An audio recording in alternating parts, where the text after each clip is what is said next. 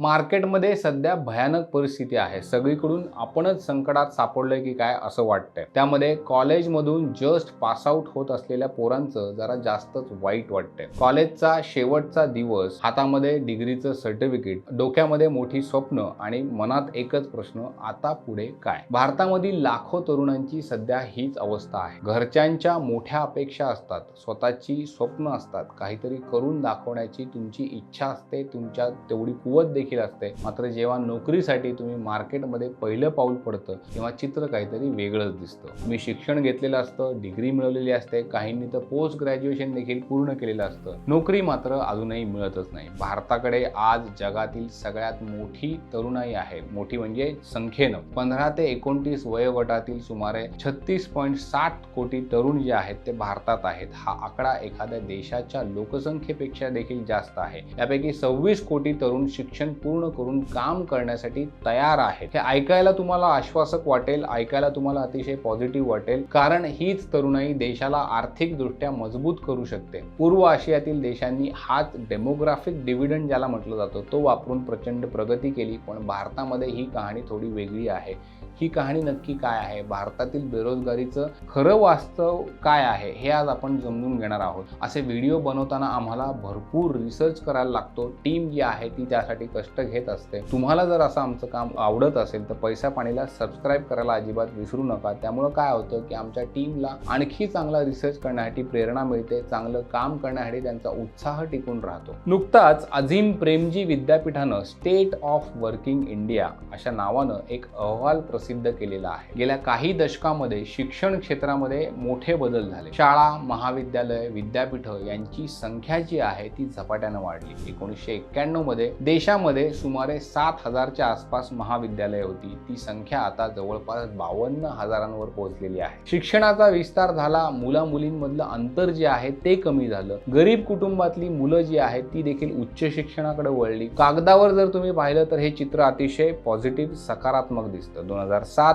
ते 2017च्या दरम्यान गरीब कुटुंबातील उच्च शिक्षण घेणाऱ्या विद्यार्थ्यांचं प्रमाण 8% 17% वाढलं। म्हणजे शिक्षणाची दारे जी आहेत ती अधिकाधिक लोकांसाठी खुली झाली। आजची तरुण पिढी पूर्वीपेक्षा जास्त शिक्षित आहे, अधिक माहितीपूर्ण आहे, अधिक कनेक्टेड आहे। हे कोणत्याही देशासाठी अतिशय मोठं बलस्थान आहे। पूर्व आशियातल्या देशांनी अशाच तरुण लोकसंख्येच्या जोरावर मोठी प्रगती केली, मोठी मजल मारली। भारतामध्ये मात्र कहाणी थोडी वेगळी आहे, कारण शिक्षणातून नोकरीकडे जाणारा मार्ग अजूनही धूसर आहे। अहवालानुसार 15 ते 25 वयोगटातील सुमारे 40% पदवीधर जे आहेत ते बेरोजगार आहेत। 25 ते 29 वयोगटातील हा आकडा 20% आसपास आहे। म्हणजे जास्त शिक्षण घेतलेल्या तरुणांनाच नोकरी मिळण्यामध्ये जास्त अडचणी येत आहेत। आता ही परिस्थिती का निर्माण झाली यामागे देखील अनेक कारणं आहेत। एक महत्त्वाचं कारण म्हणजे अपेक्षा आणि संधी यामध्ये असलेली तफावत। शिक्षण घेताना तरुणांच्या अपेक्षा मोठ्या आहेत, चांगली नोकरी पाहिजे, स्थिर उत्पन्न पाहिजे, चांगलं आयुष्य जगायची संधी मिळाली पाहिजे। पण प्रत्यक्षात उपलब्ध असलेल्या नोकऱ्या या अपेक्षांशी जुळत नाहीत, त्यामुळे अनेक तरुण योग्य संधीच्या प्रतीक्षेत आहेत। त्या काळामध्ये ते बेरोजगार आहेत। अर्थशास्त्रज्ञ रोजा अब्राहम यांच्या मते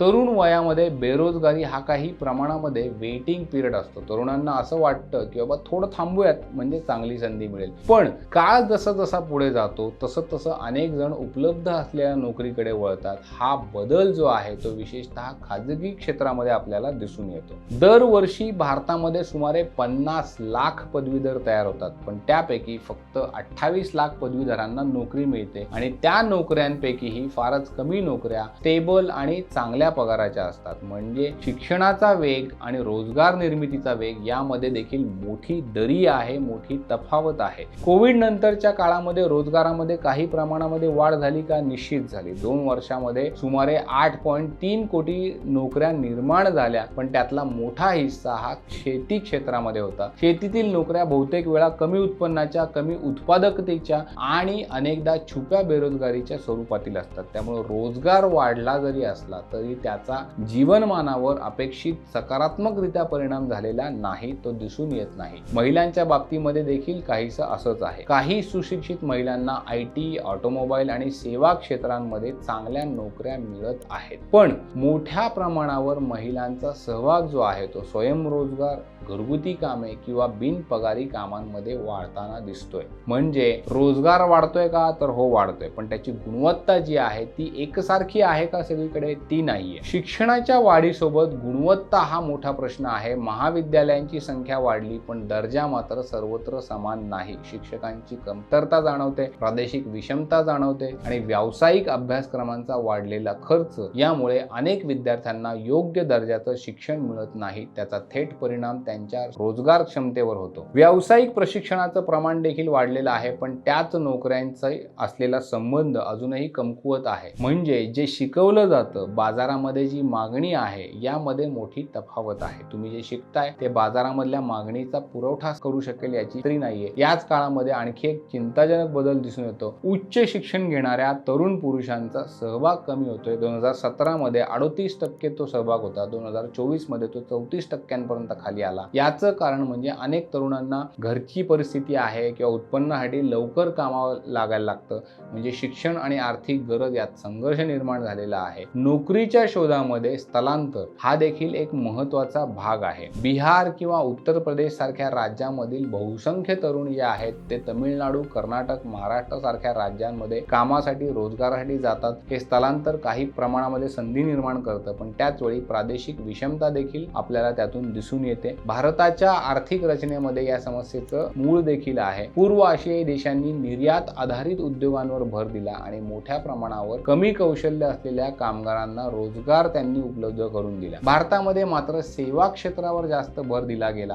विशेषतः IT आणि कम्युनिकेशन या क्षेत्रामध्ये कौशल्य असलेल्या लोकांना संधी मिळतात, पण सर्वांसाठी रोजगार निर्माण होत नाही. यामुळे रोजगार बाजार दोन भागांमध्ये विभागला गेलेला आहे. एकीकडे उच्च शिक्षण ज्यांचं झालेलं आहे त्यांच्यासाठी मर्यादित मात्र चांगल्या संधी आहेत. दुसरीकडे मोठ्या प्रमाणावर कमी उत्पन्नाच्या नोकऱ्या आहेत ज्या सर्वसाधारण लोकांसाठी उपलब्ध आहेत. या पुढचा काळ अधिक निर्णायक ठरणार आहे. सध्या भारताचं सरासरी वय 28 आहे आणि सुमारे 70% लोक काम करण्यासाठी योग्य वयात आहेत, पण 2030 नंतर ही परिस्थिती हळूहळू बदलू शकते. लोकसंख्या हळूहळू वाढत जाईल. काम करण्यायोग्य लोकसंख्या जी आहे ती कमी होत जाईल. याचा अर्थ असा होतो की सध्या असलेल्या संधी ज्या आहेत त्या कायम राहणार नाहीत. जर या काळामध्ये योग्य प्रमाणामध्ये योग्य प्रकारच्या नोकऱ्या निर्माण केल्या गेल्या नाहीत, नोकऱ्या निर्माण झाल्या नाहीत, तर हा लोकसंख्यात्मक लाभ जो आहे तो आपण घेऊ शकणार नाही. याशिवाय कृत्रिम बुद्धिमत्ता म्हणजे आर्टिफिशियल इंटेलिजन्स, AI आणि ऑटोमेशन सारख्या तंत्रज्ञानांमुळे भविष्यातील नोकऱ्यांचं स्वरूप देखील बदलणार आहे. विशेषतः ऑफिस जॉबवर त्याचा परिणाम होऊ शकतो. त्यामुळे शिक्षणातनं नोकरीपर्यंतचा प्रवास आणखी खडतर होण्याची शक्यता आहे. या सगळ्या पार्श्वभूमीवर उपाय काय आहेत?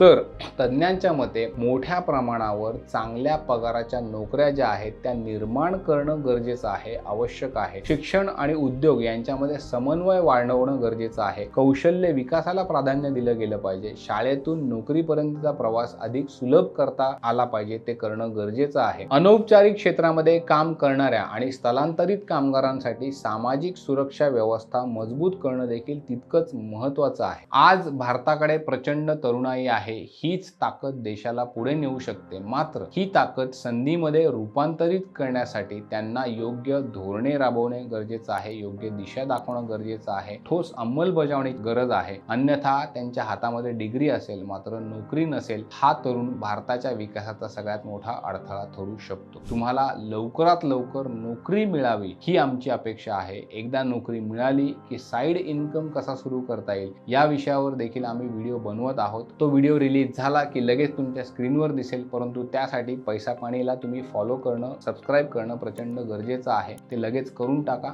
आणखी एका नवीन विषयासह आम्ही लवकरच व्हिडिओ घेऊन येऊ. तोपर्यंत पाहत राहा पैसा पाणी. धन्यवाद.